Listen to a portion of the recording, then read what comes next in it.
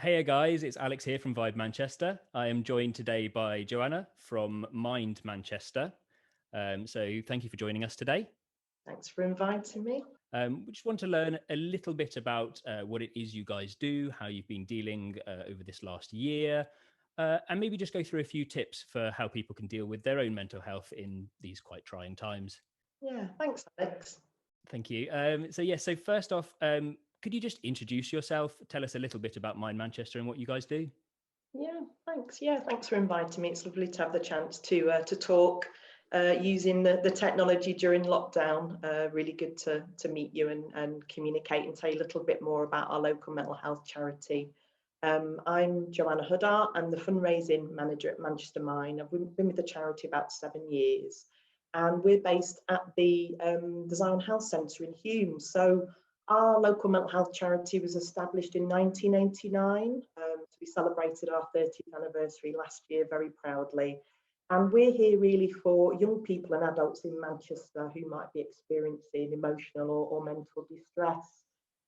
We know that each person is different in terms of the mental health and what they might need. So we provide a range of services for 15 to 25-year-olds. That includes counselling, welfare rights, virtual wellbeing cafe, peer support, training and volunteering, and also services for adults as well in Manchester. So it's quite a diverse offer, and that's just to meet local needs. We're a local mind, so we're different to Stockport Mind, Mind in Salford, Tameside Oldham, Glossop Mind, and Rochdale Mind.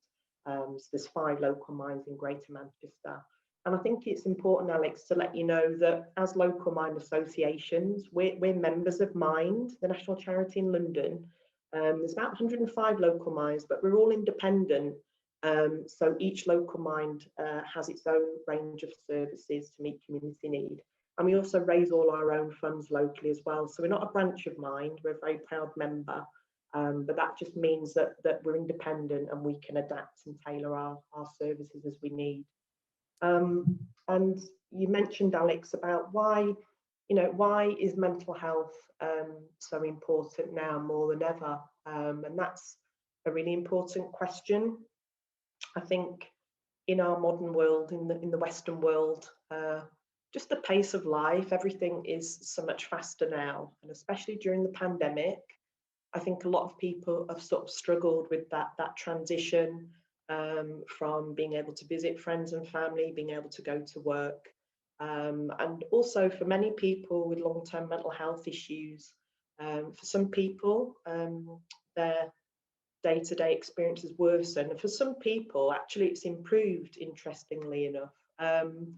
So for many of us, the slowing down of that pace of life, the anxiety and the uncertainty, of course, that's a reality. But it is quite complex for other people that might have been struggling with their mental health. Many people are appreciating a slightly slower pace of life and a real focus on well-being. So during these times of uncertainty, it's just about building our resilience, keeping our community connections. And I think that's why mental health is more important now than ever. You also mentioned, Alex, about the impact of lockdown on people's mental health and on our services. So just to tell you a little bit about that, at Manchester Mind, we predicted last March when the lockdown was happening that we might need to change our services. So we've been delivering all of the support, information and advice remotely since last March, and we quickly adapted the services to deliver them online through Zoom, buddy phone schemes, and also using the telephone more. So we found new ways of working digitally as well, making use of technology. And we also appreciate that a lot of people that we support are on low incomes and they're quite vulnerable, and they might not have the internet, they might not even have a smartphone. So we've just really needed to look at our services and to adapt them so that as many people as possible in Manchester can access that help and support that they need. We also developed 2 new services, the Listening Ear service, one for young people and one for adults. Just because, Alex, we were seeing such a huge increase in the number of phone calls that we were receiving and emails So we recognise a lot of people were struggling with anxiety and depression and isolation and loneliness as well, just due to the pandemic and the fear and the uncertainty it created. So the listening ear service, up to 4 to 6 sessions. Anybody that's living in Manchester can have a friendly chat, phone call with a member of the Manchester Mind team each week. And also our emergency food service as well. So that's for vulnerable individuals and families at home. So we prepare fresh meals and deliver them to people's homes, as well as essential items, just because we know, in terms of economic hardship and austerity measures, a lot of people were struggling before, but especially during the pandemic. People maybe are not working, or they've seen a loss in income, or very, very vulnerable people that just, need that contact and that support. So we've adapted all of the services, but some new services as well. You can find out more on our website as well, the Manchester Mind website. And I think as well, Alex, you were interested in kind of statistically the impact. What is the actual impact on people's mental health? And Mind did a survey last year of around 16,000 people, and 60% of adults said that their mental health had worsened during the pandemic, and around 68% of young people. So that's a really high percentage of people that are experiencing anxiety and trauma, as well as grief through bereavements and loss. So we know, the impact of lockdown and the need for mental health services now, it's greater than ever before. So we just want to make sure that we can be there for local people in Manchester who need us now or in the future. And regarding some practical advice, Alex, you said any practical sort of tips that we could offer for people. And I think we recognise at Manchester Mind that everyone's unique and different, and their experiences and their journey, if they have become unwell or if they're in recovery, that's very unique and different as well. So I was thinking about this question and what information or advice I could offer. And I think, most importantly, first of all, let's acknowledge to ourselves that we're struggling. That can be really hard. There's so much stigma and discrimination around mental health. And I think many times we just keep that mask, this is what poor mental health looks like. It's not someone clutching their head in despair, a smiling person, a person who is maybe highly functioning. The face of mental health comes in many guises, and I think it's quite hard to admit to ourselves, first of all, that we might be struggling, because there might be shame and fear around that. So the first step really is just to acknowledge to ourselves that we're not coping, that things might have changed, or maybe we've been struggling for a long time and we've just suppressed that. So just to acknowledge to ourselves, which can be really hard. I think then secondly, just to tell someone, to disclose and let people know that you are struggling and you're not feeling well. It can be quite frightening. You might not fully understand what is happening. It could be quite scary, depending on what you're experiencing, whether it's paranoia or a form of psychosis or confusion, or just your mood is so low and you feel very, very depressed and anxious and teary. We are all different in how how we react and manage our well-being. So just really, to disclose to somebody, maybe if you don't feel able to tell a friend, a work colleague, or your GP, you could ring Mind, the info line, or Calm, which is a national helpline for men specifically struggling with the mental health, or the Samaritans. You don't have to be in desperate crisis to ring the Samaritans. You can ring them about any issue and they'll listen without judgment. So if you don't feel able to confide, first of all, to somebody that you know, you can do that anonymously and confidentially. So Mind or Calm or the Samaritans. There's also other specialist support lines for people that maybe have experienced sexual abuse, or who might be struggling with eating. So there are, a lot of support info lines. So if you can't confide in somebody, then maybe ring a support line. It could be then that you feel a little bit more confident having discussed your mental health to tell a loved one, or maybe chat with your GP. There's a guide on the Mind website called Find the Word, so you can talk to your GP about your mental health. And most GPs have lists of local services that you can self-refer to, including Manchester Mind. So just when you have, acknowledged and maybe disclosed a little bit about your struggles, it might become easy then to find the words and talk about what you're experiencing, whilst acknowledging that it can be quite frightening to actually start on that journey. But once we start talking about our mental health, it does become easier. A lot of people feel relief and realizing you're not on your own. Mental health issues affect 1 in 4 people in any year. It's probably, I think, Alex, actually higher than that. It's just that we don't know how to talk about mental health, and that shame and that stigma it's still so strong. And everything that we're doing, want to let people know it is okay to talk about your mental health. And actually, in today's society, it's quite normal to not be able to cope, whether that's through employment issues or a bereavement, an ending of a relationship, a divorce, changes in your circumstances. We can't be well all of the time, so there's no shame or stigma in having a mental health issue, and we just need to be able to discuss and learn more through that process. And then I think, Alex, the final sort of stage is, having sort of discussed and explored a little bit and found out some more information, have a look on the Mind website. There's about 120 different topical booklets on there. There's a lot of support information. There's a coronavirus support hub as well. Have a look online. Disclose to your GP or contact the helpline. Just reach out really when you're ready. And I think having gone through that process, you'll realise there's quite a few options. So it could be maybe you want to short-term access medication through your GP. Maybe you want to self-refer to Manchester Mind services or community counselling services. Maybe looking at your diet and exercise, or looking at your social options and your connections with neighbours and friends and loved ones. That might help.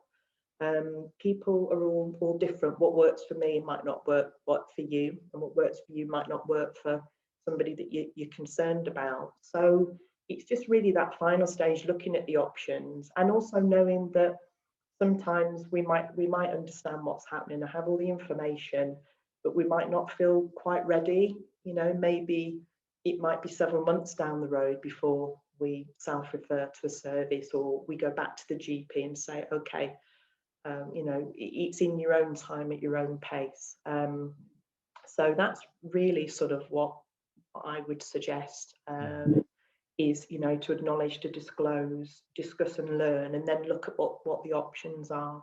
And if one thing doesn't work for you, then try something else. It is a journey, as we know. It can be a long process if we've been unwell for many years and we haven't disclosed that. But what we do know is that the sooner we can talk about our issues, that then may prevent them from becoming a longer term kind of issue of well-being.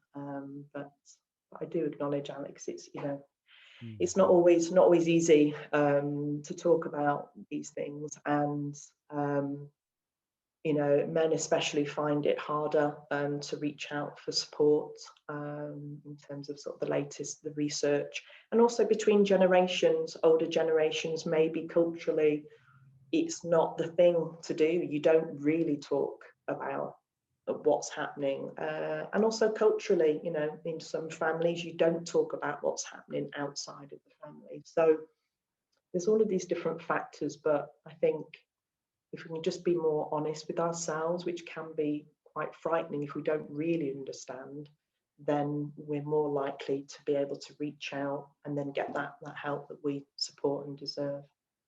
And I think sort of finally, Alex, in terms of how people can engage with Manchester Mind, local mental health service or supporters. Well, of course, you might not be experiencing any mental health issues at the moment, but you might be concerned for somebody.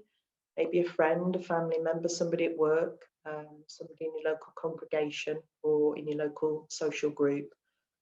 So what we would say is just stay in touch.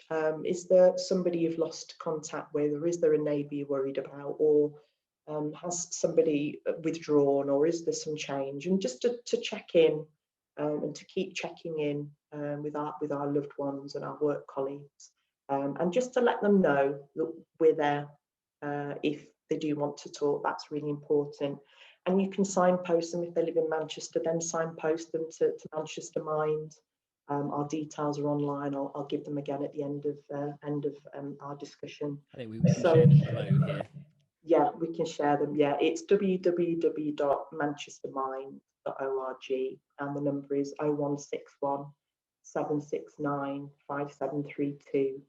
If you don't live in Manchester, if you live in Greater Manchester, then have a look online. There is Stockport Mind, Mine in Salford, Thameside, Oldham and Glossop Mine and Watchdown Mine. Also, you might even be worried about somebody that lives in a different part of the country. So have a look online. There may be a local mind or other community mental health services or support services or food banks. You know, can be. People are struggling in practical ways, and that's creating a lot of anxiety. You can also self-refer.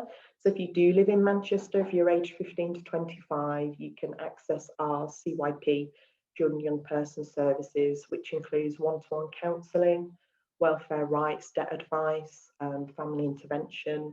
We've got the virtual wellbeing cafe, which is every Tuesday in the evening if you just want to meet other people or find out about what we offer. So there's also the listening ear service. Again, you can find this information online or just call us. Or if you're an adult, there's other services as well, including the peer support group and welfare rights and advice, and also free emotional resilience courses as well. So there's a lot on offer, so you can self-refer. You might want to volunteer. So during the pandemic, we've sadly had to change a lot of the volunteering options, but we do have a community allotment in South Manchester that's still accepting volunteers. So it's a great time of year. Spring is here. If you do feel like volunteering again, have a look online or ring us, and we can send you more information about the current volunteering.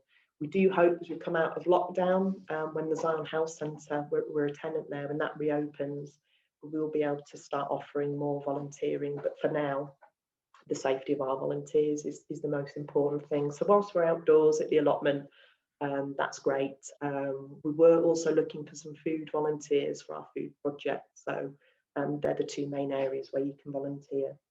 Of course, you can fundraise. So as I mentioned, Alex, we're a local mind association. We raise all of our own funds, and we need around 1.5 million to keep all of our support services running for adults and young people in Manchester. So if you've got an idea for fundraising, it could be a virtual event, it could be a fitness challenge, you might want to get together in your community, whatever your skills are, we're open to all ideas. As long as you're insured and it's legal, please get in touch. Vibe are very kindly doing their step challenge, so thanks for doing that. Very brave, getting fit and setting the bar, yeah, I'm sure we'll hear more about that as well over the coming weeks. So you've all got your t-shirts now, yeah, ready to go today, so we'll be wearing them with pride. Fantastic. Do you want to say a little bit more, Alex, about that? Yeah, absolutely. So, yeah, we've decided to do a step challenge for a number of reasons. Obviously, to raise some money for Mind. Secondly, because it gets us out of the house, it makes us take that stroll every day, to take that time to be away from the screen, to think about things that kind of are not in your immediate four walls. So it's kind of quite apt, I think, that we decided to do it for Mind, because it's essential for us at the moment. And it leads me on to a bit of a question here, actually. So with the year that everybody has encountered, I kind of find that people are more ready to talk about things. People are more ready to reach out to people that they're worried about, like you said. What do you think that we can do as the world begins to, as the new normal begins to present itself? How can we take the lessons that we have learnt over this year for ourselves, for our friends, for our family? How can we take that forwards? I think that's an important question, because each person's experience of the pandemic and lockdown is very different. So for some people, they may have suddenly lost a loved one and they haven't been able to say goodbye. They've not been able to have the funeral service that they might have wanted. And there is a lot of grief and trauma that will echo and will continue to echo, I think, into this year and into next year. For other people, they found the experience quite positive. So they're finding new ways of communicating, whether that's through technology, connecting with people from all around the globe, or friends and family they might have lost touch with. So everybody's experience is slightly different. And I think whatever you've learned, whatever positive you've taken during this very difficult time, there's real treasure in those experiences and those awarenesses. And maybe it might inspire you not only to look after your mental health and your physical well-being, but to also just really connect in your neighbourhood where you live. What else is going on? How can we use these networks? How can we use these experiences to really build healthier, stronger neighbourhoods and communities? It is a real opportunity. And in Manchester, we are very lucky. There's a lot of charities, there's a lot of creative people. I'm really missing being in the town centre, that buzz of just being in the town centre, such a diverse and vibrant, creative, amazing city. So I think in Manchester, there's going to be some surprises as well in terms of how we will respond. And it would just be lovely as well when we can go back outside and kind of be together again and share food and kind of, you know, especially for, there's a lot of people who possibly, as we know, some people have got too much contact at home and they're desperate to kind of to get out. And for other people, like I live on my own, for me, it's you know, it's been quite hard living on my own during lockdown. And some days are good and some days are bad. And I think there's going to be a lot of innovation and change around what happens culturally and socially in Manchester and all around the world. So yeah, take some time. You know, take some time to consider what's important to you. What do we need to let go of? What can we welcome into our lives? Many questions and yeah, realizations in different ways. And if that means that, you know, where we live, that those places become healthier and more vibrant, more inclusive, that's really positive. But also we need to acknowledge that there's still a lot of people who are living in poverty, who are extremely isolated and vulnerable, and they might not be speaking to anybody for weeks on end. So, you know, it's good for us to smile and say hello and stay connected, because you just don't know, that person in the shop possibly might not have had a conversation with anybody. So, you know, let's keep our humanity. I suppose that's what I'm trying to say. Thank you, Joanna. That's really interesting advice for individuals. I was just wondering, does Mind work on a kind of slightly larger scale? So like with businesses, for instance? Yeah, so at Manchester Mind, we recognise that the workplace is a really important area for change, especially because a lot of people experience stigma and discrimination in the workplace when they have mental health issues. So at Manchester Mind, we do have a training team.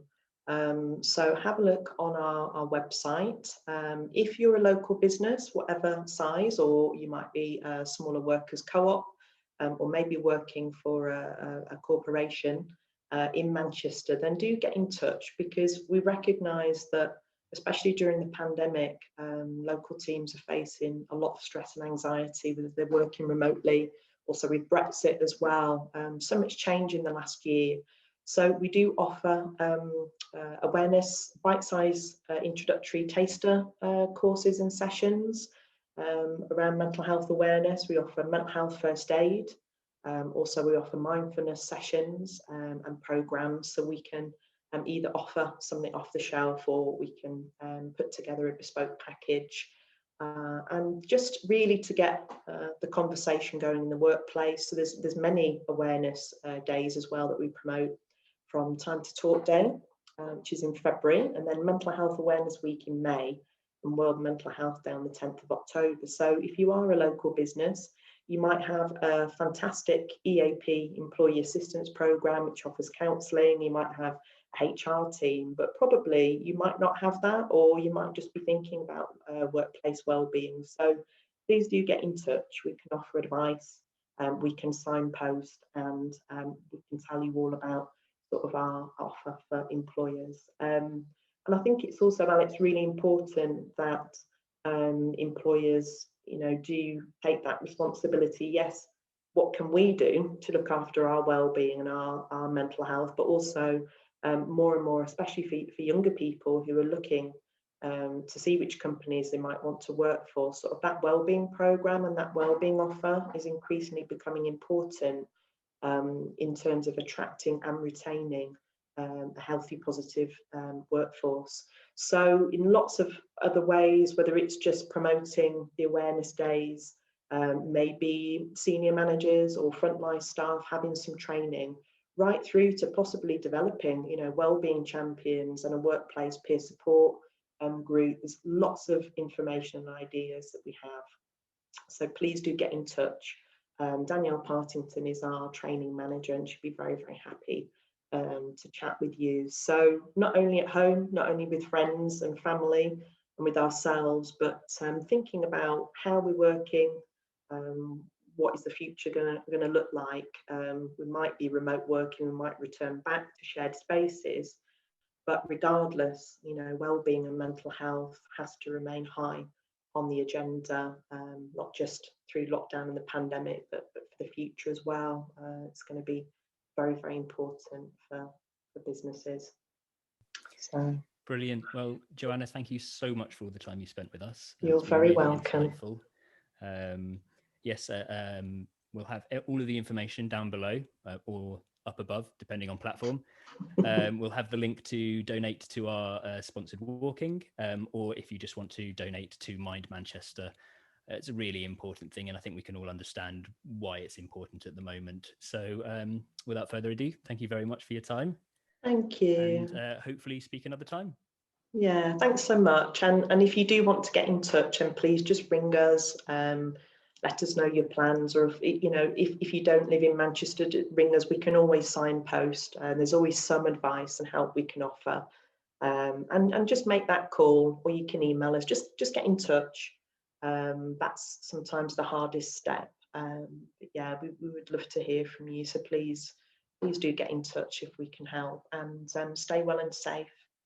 Spring is here now, as you can see. I've got the daffodils behind, so staying positive day by day, one day at a time. And yeah, it's been lovely to chat with you. Thank you, and thanks to you and the Vibe team as well. You've just been amazing, so very inspiring. So thank you.